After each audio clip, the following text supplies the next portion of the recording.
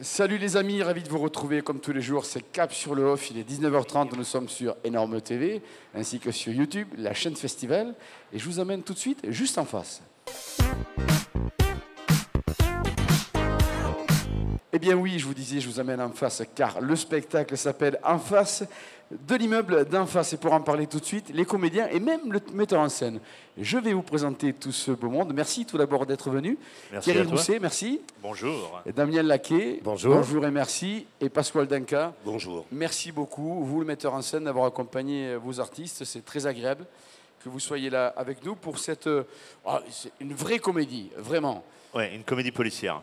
Comédie policière, oui, puisque en définitive, vous êtes ami avec un comédien en devenir, on va dire, en tout cas qui n'est pas en pleine réussite au moment du spectacle. Voilà. Non, je ne suis pas ami. C'est-à-dire que moi, je débarque chez lui en tant que gros flic bourru, un peu brutal, un peu. Je confirme. Ouais, voilà.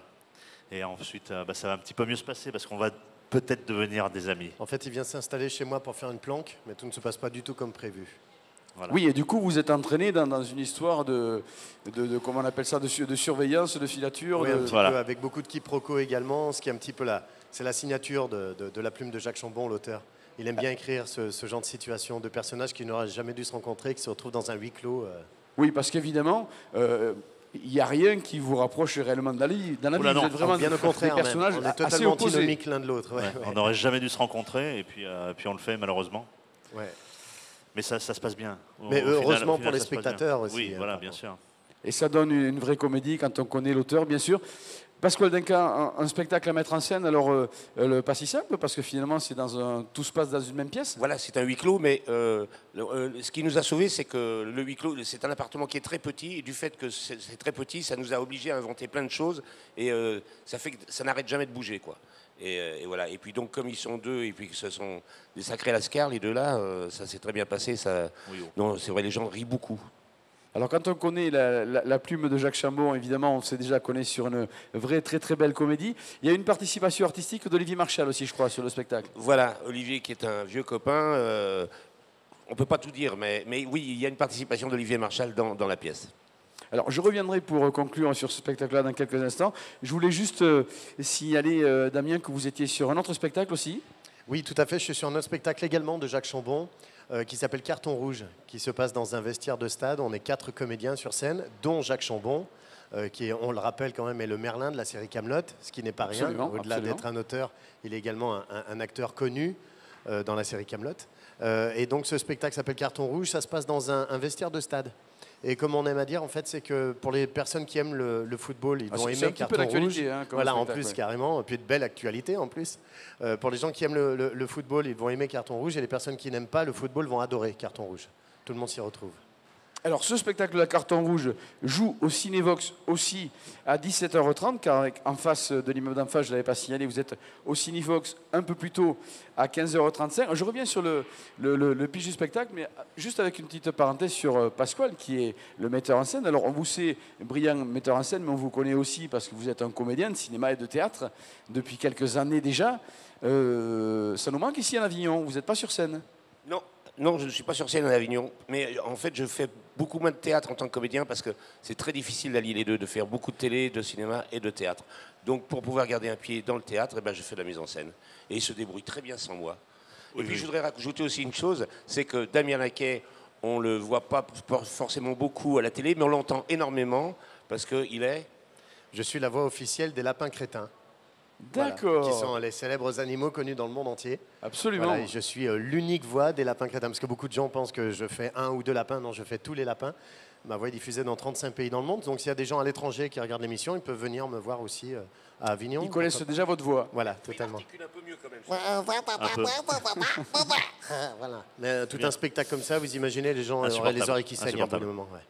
Je sais que vous avez un grand succès au Festival d'Avignon, c'est pourquoi vous n'avez pas forcément besoin de beaucoup de promos, ce qui me fait que je vous remercie Ce qui est beaucoup plus agréable, toujours c'est de besoin. refuser du monde. d'être là aujourd'hui. L'objectif n'est pas de faire complet, l'objectif c'est de refuser du monde. Vous voyez. Enfin, cela étant, il reste des places d'ici la fin du festival Oui. pour aller Quelques-unes. prendre du plaisir, rire en famille, c'est familial bien évidemment. Oui, oui, tout à fait. Les Accessible à enfants, tout on le dit monde. quoi, 5-7 ans pour, Oui, oui, tout à fait. pour l'accès, d'accord. Totalement.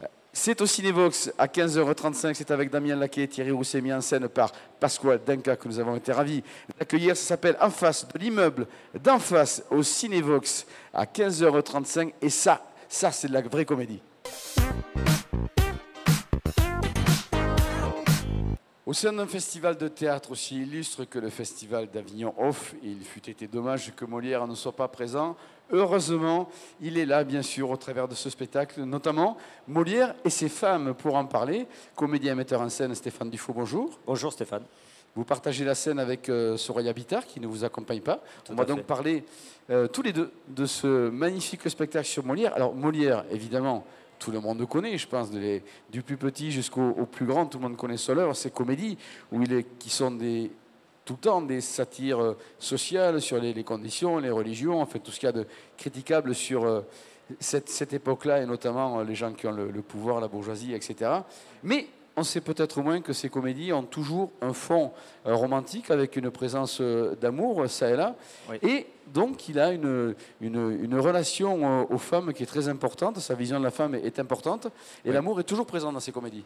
Oui, nous on est, que ce soit les comédies ou les plus grosses pièces, que ce soit des farces, il y a toujours des histoires de mariage, d'embrouilles autour du mariage, de relations des fois compliquées. Par exemple, sur des spectacles plus classiques comme l'École des femmes.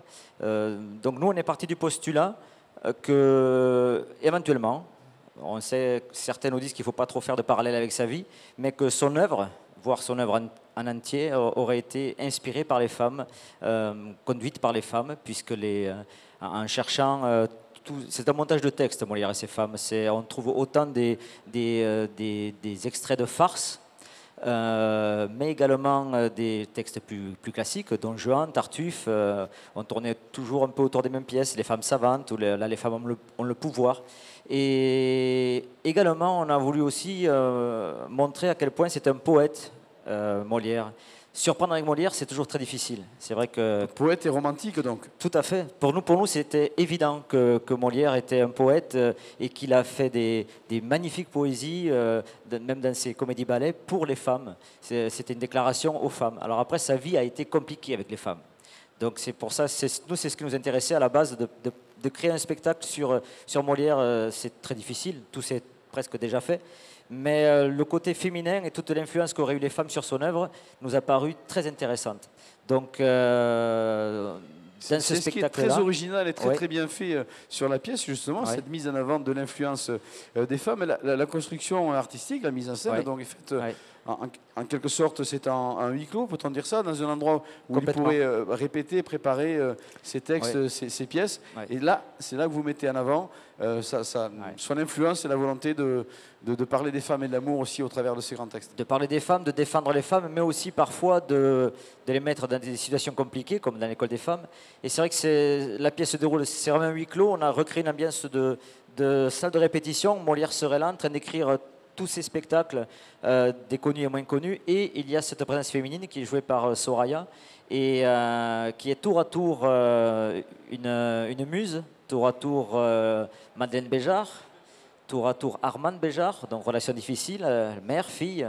Molière épouse la fille de Madeleine. Molière écrit une pièce dans laquelle il épouse quelqu'un de beaucoup plus jeune que lui. Donc c'est vrai que tout se mélange un peu. C'est un spectacle que l'on a voulu poétique, onirique. Il n'y a pas d'unité de temps, d'unité de lieu, juste ce huis clos, comme vous avez dit.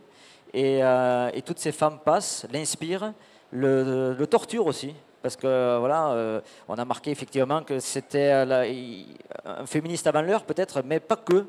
Et alors, est-ce que vraiment il le pensait, tout ce qu'il a écrit? Alors, c'est pour ça, après, il faut peut-être pas tirer les pains sur la comète, mais nous, Mais on se l'est qu'est-ce que permis. c'est bien, qu'est-ce que c'est bien d'avoir du Molière, d'avoir ses Oui. textes, d'avoir son humour Un autre comme ça regard au aussi. Festival d'Avignon. Ouais. Et pour le coup, c'est une approche un peu inédite, voilà, qu'on connaît moins. On espère. Ouais. Donc, c'est l'occasion de resavourer Molière, Tout à parce fait. qu'évidemment, on Les le mots. connaît tous, donc on resavoure Molière, évidemment. Et puis, on en a un regard un petit peu différent au travers de sa relation avec les femmes. Ça s'appelle Molière et ses femmes, mis en scène, joué par Stéphane Dufaux, interprété également par Soraya Bittard qui partage la scène. C'est au Théâtre des Lilas À 17h, tous les jours jusqu'au 22 juillet. jusqu'au 22, c'est important.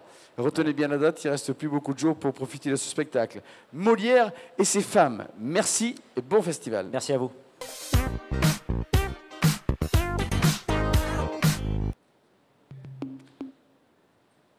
Les premières nuits, tu dors pas. Tu regardes partout. Tu attends. Tu dis, il y a bien quelqu'un qui va me sortir de là, c'est pas possible. Surtout, rien demander à personne, je me disais. Autrement, tu deviens clochard.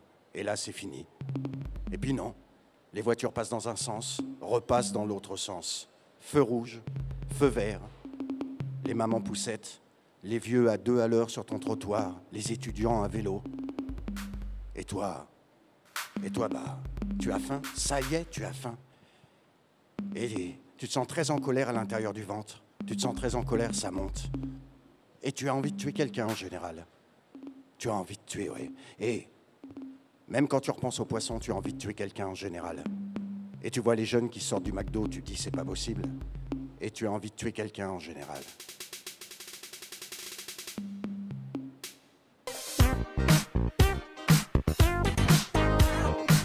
Et si je vous amenais faire un petit tour du côté du Théâtre des Carmes? C'est un charmant quartier d'Avignon et un très joli théâtre qu'on aime beaucoup ici à Cap-sur-Lof. Théâtre des Carmes, 19h, un spectacle qui s'appelle L'Homme Seul. Et pour en parler, j'en reçois malgré tout deux. Bonjour Seb Lanz et bonjour Fred Guittet. Merci d'être venu nous voir ici à Cap-sur-Lof. Alors je disais deux, c'est un seul en scène. C'est vous, Fred Guittet, qui êtes sur scène dans ce spectacle. Absolument, oui. Et Seb, vous en êtes l'auteur et le metteur en scène. Voilà, bonjour. Bonjour. Alors l'homme seul, ben, c'est sur fond de satire sociale, bien évidemment. C'est un constat de la société actuelle avec des gens qui sont dans la rue. Alors, je vais m'adresser à l'auteur en premier, puisque c'est un sujet qui est venu vers vous, qui vous a sauté aux yeux intellectuellement, si je puis dire, et vous en avez fait un spectacle. Quel est le chemin pour arriver à cette écriture? Je pense que au départ, il y a une mésaventure conjugale, en fait, qui fait que je me suis retrouvé juste quelques heures à la rue, en fait, tout simplement, comme ça peut arriver à tout le monde. Après, voilà, j'ai trouvé des amis compréhensifs qui m'ont accueilli dans leur canapé, mais je me suis quand même dit, oula, si j'avais pas eu les amis, comment j'aurais fait, quoi. Et donc, c'est parti de là. Et puis, du coup, c'est vrai que j'ai proposé à Fred de jouer ce rôle, et on l'a écrit ensemble, en fait. Et on est allé donc dans les rues de Lyon, savoir pour les gens qui dégringolent, alors qu'au départ ils ont un chez eux, ils ont une vie sociale. Vous les avez rencontrés, l'écriture part des rencontres, des témoignages, des interviews, si je puis dire, des gens que vous êtes allés voir dans la rue. Oui, voilà, c'est ça. En fait, on ne voulait pas de caricature, on ne voulait pas imaginer ou fantasmer des trucs qui n'existaient pas, donc on voulait se baser uniquement sur des faits réels. Et du coup, on est allé dans les rues de Lyon et on a rencontré des migrants, des clochards, des SDF, enfin beaucoup de personnes. Et on a tiré, on va dire, les meilleurs témoignages qu'on pourrait utiliser pour une pièce de théâtre pour qu'elle soit crédible. Et du coup, voilà, c'est L'Homme Seul. C'est un rôle que vous avez proposé donc à Fred Guittet et qu'il interprète. C'est un seul en scène puisque c'est une histoire solitaire. De toute façon, être dans la rue, c'est être seul dans la rue, bien souvent. C'est ce que vous racontez sur scène. Alors, ce qu'on rapporte, c'est effectivement qu'il y a beaucoup de solitude. Et dans ces solitudes, on a aussi rencontré un petit couple qui vivait la rue ensemble et qui a donné un des fragments du spectacle. Voilà, deux personnes à qui on pense à chaque fois qu'on joue le spectacle parce qu'on a eu des nouvelles depuis. Ils sont sortis de la rue. Et donc, ça veut dire qu'il y a à la fois des cas où la fatalité s'impose et puis d'autres où la possibilité de s'en sortir s'impose. Et ce mix des deux était très intéressant pour nous de l'amener sur scène. C'était très intéressant d'en parler en tout cas.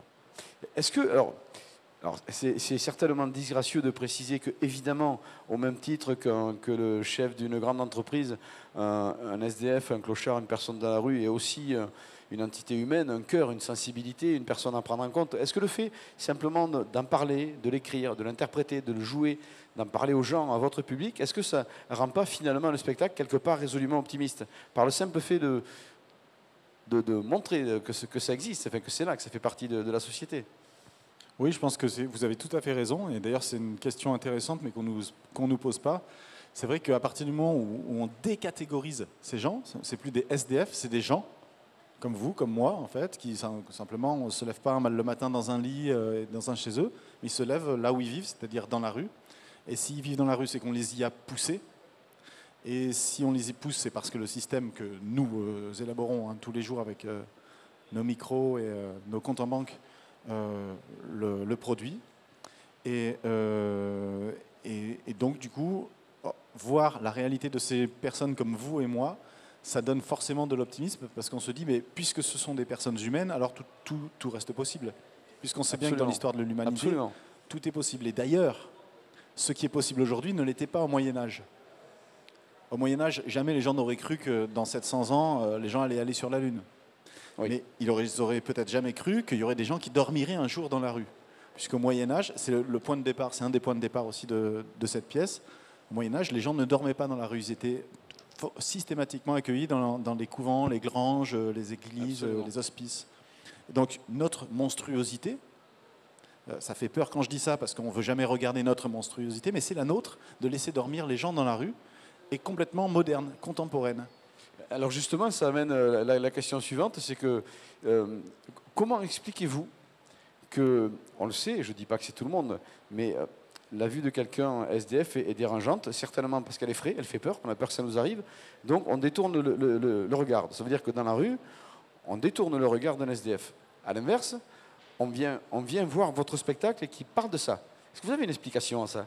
Alors oui, je pense que le théâtre permet cet acte où on va voir quelque chose mais on est protégé. C'est vrai pour Pilot, le personnage que j'interprète, mais c'est vrai aussi pour quand on va voir Richard III, il y a un monstre sur scène, waouh, ça va, je suis protégé. Donc l'acte théâtral permet cette protection. Mais ce qui est intéressant, c'est qu'on a aussi beaucoup de retours de spectateurs et de spectatrices notamment, qui quand ils s'installent sur les chaises nous disent mais qu'est-ce que je viens faire là? C'est-à-dire que qu'est-ce que je viens voir, qui se posent la question. Et ça, moi, je trouve ça génial parce que c'est vrai que la folie d'Avignon fait qu'on va voir des beaux décors, qu'on va voir des magnifiques costumes, des scènes. Et là, d'un seul coup, Seb a décidé de proposer quelque chose qui est différent. Quelque chose qui est différent, qui fait qu'on vient au spectacle et très vite, on ne sait plus si on est au spectacle ou pas au spectacle. Voilà. Et c'est intéressant parce qu'on a aussi les retours après le spectacle. Et alors justement, puisque par rapport au spectacle que vous proposez, est-ce qu'il y a quelque part un peu de militantisme en vous? C'est-à-dire, est-ce que vous espérez que les spectateurs, lorsqu'ils sortent de la salle, quelques jours après, lorsqu'ils croisent un SDF, vont avoir un regard, un mot, une attention, un geste, ou simplement une pensée compatissante? Oui, je pense que oui. Je pense qu'il y en a, et d'ailleurs, c'est les retours qu'on a aussi. Des gens qui nous disent, du coup, j'ai changé de regard sur ces gens qui ne sont pas des assistés, qui sont des laissés pour compte, en fait. Bon, donc ça, c'est important. Mais par rapport à ce trait, il faut dire aussi que c'est un phénomène qui est en pleine augmentation. Donc il y avait 100 000 SDF comptabilisés en 2010 et 140 000 en 2016. Ça veut dire que, en fait, énorme. Voilà, malheureusement énorme, bien sûr, évidemment. Vous avez compris, chers amis, que c'est un excellent spectacle sur un sujet de société. Voilà, donc un sujet qui a toute sa place dans le théâtre, évidemment.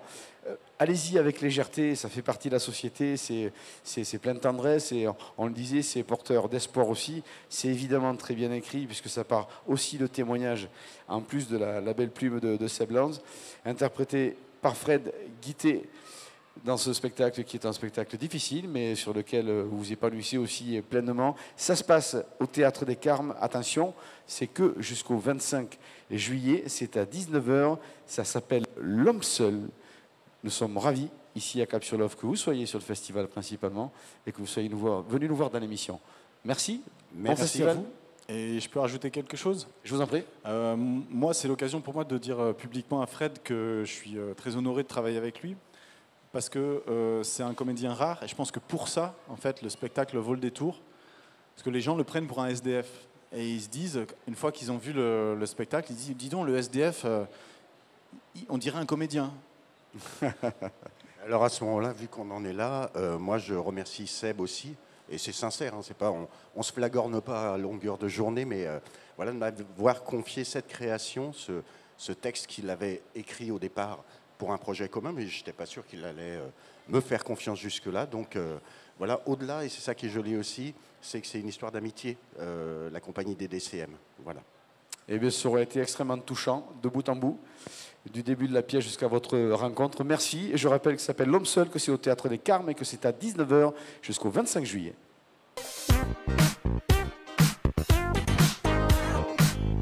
Et si nous recevions maintenant un humoriste imitateur, on adore les imitateurs à Cap-sur-l'Offre. On en a eu, on a reçu Marc-Antoine Lebret, Didier Gustin, et bien aujourd'hui c'est Stéphane David. Bonjour. Bonjour Stéphane. Bonjour. Accompagné d'Océane, votre co-auteur. Bonjour. Oui. Voilà, si j'ajoute à ça que vous avez été mis en scène par Anthony Joubert, qui est, qui est un ami de l'émission et qu'on a reçu également plusieurs fois, surtout une référence dans l'humour évidemment. J'ajouterai avant d'aller sur le spectacle que vous êtes aussi, on peut le dire, sniper sur France Bleu. En ce moment, mais juste sur le festival. Hein. Juste sur le festival. En tout cas, c'est aussi un trait de votre personnalité. Oui, on comme dégaine. ça, voilà, exactement. La vanne en coup de fusil. Il y a Roland McDan là-bas. Mais c'est toujours gentil. Votre spectacle, je suis prêt. Oui, presque. Est-ce vrai? Presque, Stéphane. Oui, On peut presque. se tutoyer, tu sais. Hein. Avec plaisir. On se connaît quand même un petit peu. Vas-y, vas-y. Oui, oui, je suis presque prêt. Voilà, c'est la note d'humilité qu'on a voulu rajouter au spectacle. Parce que j'aime bien ce rôle de prétentieux loser. C'est le mec qui se la pète, mais en fait, il est con. Alors, oui, alors on va dire que ce sera au public de juger, sauf que le public a déjà jugé parce que vous avez cartonné l'an dernier. Ouais. Ça a été un gros succès, on le voit sur les vrai. critiques du net notamment, et c'est pourquoi vous êtes sur le festival avec ce spectacle. Alors, le spectacle est très largement inspiré de votre parcours, l'inspiration, c'est votre vie. C'est autobiographique complètement. C'est l'idée d'Anthony. Et justement, c'est et autobiographique, et l'idée de prendre ce personnage de prétentieux, loser, qui le rend sympathique, et à la fois, on a même de la peine en se disant qu'il est con, le pauvre. Attachant. J'aime bien le terme attachant. Attachant, c'est ça. Je suis attachant. Affectueusement imbuvable. Voilà, Et oui, parce que les losers, on les aime bien, ils ont un côté touchant de toute façon. Vous n'êtes jamais méchant. Jamais. Vous êtes avant tout, avant tout humoriste ou avant tout imitateur? On va dire humoriste sur ce spectacle-là, et pour décaler le problème, voilà, on a pris le spectacle d'imitation à l'envers. Vraiment, je ne viens pas présenter les artistes en les imitant, je les imite bien sûr, mais je ne casse pas les artistes, je ne les parodie pas, je m'auto-parodie en fait. C'est l'autoridérision, les parodies me servent à me détruire. Et techniquement, l'imitation est quand même présente. Vous faites pas bien sûr. Vous ne faites pas une seule voix, vous en faites plusieurs. Non, il y a une trentaine ça reste un spectacle d'humour, on ne peut pas dire c'est un spectacle d'imitation tel qu'on connaît les spectacles d'imitateurs. Voilà, c'est ça. Il y a énormément d'humour, énormément de parodies, il y a une trentaine d'imitations de spectacles. Une trentaine de voix? Oui, il y en a une trentaine dedans, avec des chanteurs des années 60, 70, 80, voire 90. Des chantés, des parlés, des... Chanter, ça fait plaisir, on les aime, on le sait qu'il y a une affection pour ces chanteurs des années 80 et 90 même. Elles sont justifiées. Absolument. Voilà. Bah oui, je sais. Bien sûr qu'absolument qu'elles sont justifiées. Alors, et alors c'est du rythme, bien sûr, la volonté principale pour ce spectacle, à l'écriture, c'est la vanne, c'est le rythme, voilà, il faut passer un bon moment, il faut tout ça, et même une un peu, voilà, des parodies qui sortent du commun, les hymnes, des choses qui sont jamais vues, quoi, en fait, qu'on n'a jamais vues. Les hymnes présidentiels, ouais, je parle des maisons de retraite, je parle de ma vie, et en plus une interaction avec la régie. Qui est importante, qui fait partie du spectacle. Et le côté imitation, c'est la crème sur le gâteau, et il n'y en a pas beaucoup sur le festival cette année. C'est la déco. Je pourrais faire la même chose sans les imiter. Oui, mais c'est bien que vous fassiez les imitations. Ouais. On aime ça aussi. On vous entend, on le rappelait à l'instant souvent à la radio, particulièrement en ce moment, mais plus globalement dans les médias le reste de l'année, sur les scènes de France, et par bonheur, à l'Arte Bar, à 13h, au Festival d'Avignon. Le spectacle s'appelle « Je suis prêt ». presque prêt. Presque. En sous-titre, ce sera à vous de juger. Quoi qu'il en soit, si vous êtes prêt à rire et à passer un bon moment, ben c'est ce qu'il faut faire avec Stéphane David, un spectacle coécrit avec Océane qui l'a gentiment accompagné. C'est à l'Artébar à 13h. Stéphane David, je suis presque prêt. Merci, bon festival. Merci Stéphane, au revoir Stéphane, au revoir Océane. Au revoir. Merci, au revoir.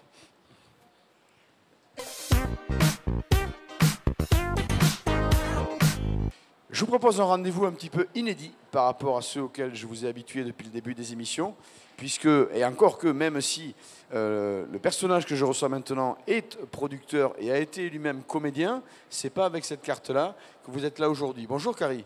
Bonjour Stéphane, effectivement, merci de me recevoir. C'est vrai que c'est un peu inédit, bien que c'est vrai que l'année dernière, on est venu te voir avec le spectacle que je produisais, les Ladies Love, dans leur théâtre musical comico-coquin. Trois de jolies filles. Donc, très actif dans le spectacle, puisque producteur, puisque comédien il n'y a pas si longtemps que ça, encore très impliqué dans des spectacles aujourd'hui, bien sûr. Et du coup, vous êtes très au fait, vous savez, vous avez été marqué par tout ce qui manque, tout ce qui est compliqué dans la vie de comédien pour certains, notamment au niveau des mises en relation, au niveau des contrats, au niveau des couvertures sociales, etc.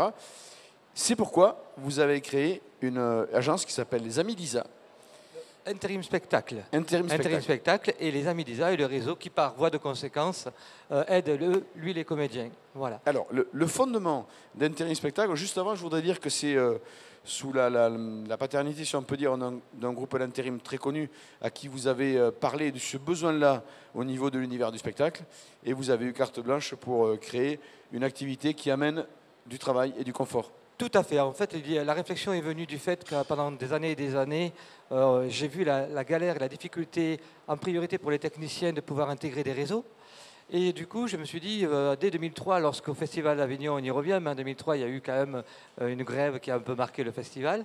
Je me suis dit, mais qu'est-ce qui se passe? Pourquoi on a autant de mal à trouver du travail? Comment on a autant de mal à aller vers des professionnels? Et pourquoi les professionnels ont aussi du mal à trouver des profils qui leur correspondent? Donc, je commençais à réfléchir et j'ai trouvé un système de travail qui, pour moi, me paraît, en tout cas pour les intermittents, beaucoup plus rassurant, c'est l'intérim. Donc j'avais besoin de trouver une agence intérim qui ait une grande expérience dans l'intérim, mais qui soit aussi capable de comprendre la spécificité de notre métier et surtout la philosophie qu'il y a autour, puisque souvent quand on parle du spectacle, on dit tiens, je suis intermittent, et il fallait comprendre pourquoi c'était important d'être intermittent, ce que ça représente. Bien sûr, on dit intermittent, c'est tout simplement un statut d'indemnisation, hein, ce n'est pas un métier, mais par contre, il cache derrière une vraie philosophie. C'est pour ça que par le biais de cette agence intérim, dans laquelle on fait travailler beaucoup de techniciens du spectacle, on a pu aussi imposer une façon de voir et amener derrière, par le réseau Les Amis d'Isa, une espèce d'implantation terrain, locale, pour permettre aux techniciens et aux artistes de pouvoir travailler, parce que notre rôle à nous, c'est de pouvoir faire travailler tout le monde. Voilà. Je rappelle pour les gens qui connaissent moins, les téléspectateurs, peut-être certains, que le statut d'intermittent, ce qu'il prévoit dans sa philosophie, c'est de faire une rémunération qui aille au-delà, on va dire, des 3 heures que représente un moment de scène et qui prennent en compte le temps d'écriture, de mise en scène, de travail qu'il y a avant, etc. pour cette représentation-là, en même temps qu'évidemment les couvertures sociales et tout ce auquel on a droit en tant que salarié. Et il est vrai que nous côtoyons ici des artistes comme vous. C'est pas normal qu'une personne travailleuse, talentueuse, soit dans la précarité, simplement parce qu'elle est mal bordée contractuellement. C'est aujourd'hui un droit qu'on a contre tous les gens qui ne sont pas dans le spectacle. Oui, alors c'est ça la problématique de ce statut qui paraît pour beaucoup de gens un statut agréable, alors que c'est un statut qui crée une précarité, on va dire, à longue durée, réellement. C'est-à-dire qu'en fait, on dit, ouais, mais je ne comprends pas, les intermittents, ils doivent faire juste 43 cachets, c'est quand même facile, ça fait 4 jours de travail. Non, parce que le réseau a été... c'est 4 secteurs d'activité avec 12 conventions collectives. Et en fait, il y a une grande difficulté pour les personnes d'intégrer un réseau de travail. Voilà, donc cette partie-là déjà est très importante. Et ensuite, il y a une deuxième, c'est que les gens qui sont les employeurs ont du mal aussi quelquefois à garder du personnel parce qu'ils ont du mal, ça prend beaucoup de temps à recruter des personnes pour un jour travailler. Donc en fait, on travaille un petit peu en réseau confiance, en disant t'as pas un copain, Voilà, le problème c'est que au fur et à mesure, les personnes qui par exemple pour une raison, un incident de parcours, une maladie ou n'importe quoi, pendant quelques temps, on ne les appelait plus. Et du coup, pour revenir dans le milieu du travail, c'est encore plus difficile. À savoir aussi que le statut d'intermittent du spectacle, ça a été créé il y a très très longtemps, en 1937, par le syndicat du film, qui a été revu en 65 et 67, et c'est devenu l'annexe 8 et 10. Mais à cette époque-là, il y avait, je crois, 6500 intermittents. Aujourd'hui, on n'est plus à plus de 280 000, et il y en a 106 000 qui travaillent régulièrement. Tous les autres n'arrivent pas à faire leurs 43 cachets.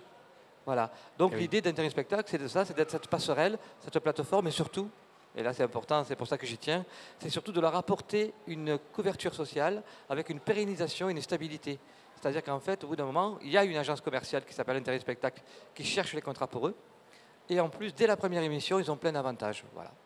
Et nous, on tenait à vous donner un petit coup de projecteur parce que si nous recevons tant de spectacles merveilleux au Festival d'Avignon et si nous recevons des artistes ici, c'est parce qu'ils travaillent et parce que des gens comme vous le permettent de travailler aussi. Donc c'est important pour nous de vous recevoir, on en est ravis. Ça s'appelle Intérim Spectacle. Intérim Spectacle. Tout à fait. Carrie, vous en êtes le fondateur et l'initiateur, le fondateur, actif tout à fait. Et initiateur. Mais je ne travaille pas tout seul, j'ai une méga équipe avec moi, hein, bien sûr. Parce que dans le spectacle, on ne fait rien tout seul. C'est un travail d'équipe. Voilà. Merci pour cette belle initiative et belle réussite et bel épanouissement à Intérim Spectacle. Merci beaucoup. Au revoir.